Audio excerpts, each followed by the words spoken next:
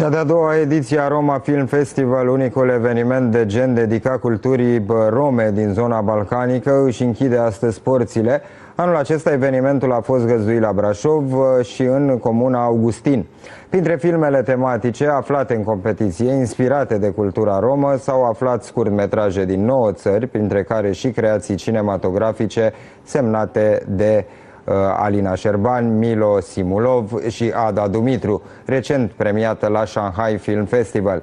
În ziua de deschidere, publicul a putut asculta un concert de jazz dedicat lui Johnny Răducanu și susținut chiar de nepotul acestuia, Michael Crețu.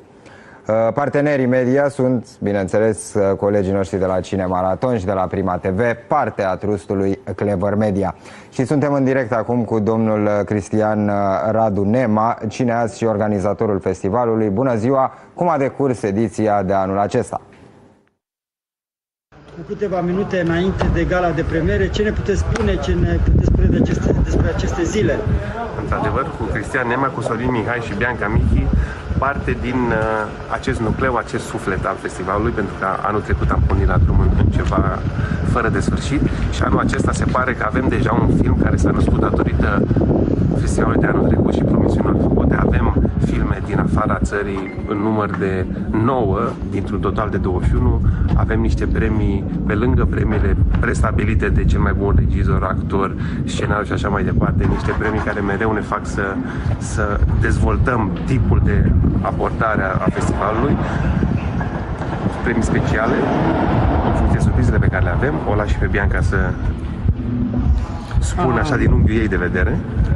Se pare că juriul a avut o misiune foarte grea anul acesta, pentru că majoritatea filmelor înscrise în competiție au fost la un nivel cinematografic foarte înalt și acest lucru a dat bătăi de cap juriului. În calitate de director de festival, aș vrea să mulțumesc tuturor participanților care au fost cu noi zilele acestea și ne-au dat încredere că putem spera și la edițiile următoare să câștige cei mai buni dintre cei buni. Domnul Sorin Mihai, membru al juriului, nu știu, ne-ar putea să ne dezvăluie ceva mai mult despre juriul să dați din anul organizat. Nu, să o fac pentru că am să dezvălui, dar va însemna să spun de înainte ce se întâmplă. Nu, eu doar vreau să spun că voi vorbi din punct de vedere al actorului rom și că sunt extrem de bucuros pentru acest festival că s-a făcut.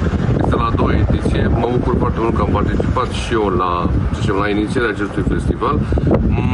Sunt trist pentru că mulți actori romi nu și-au făcut prezența, mai puține creații decât mă așteptam, dar este foarte important că este un început și acest început se va dezvolta.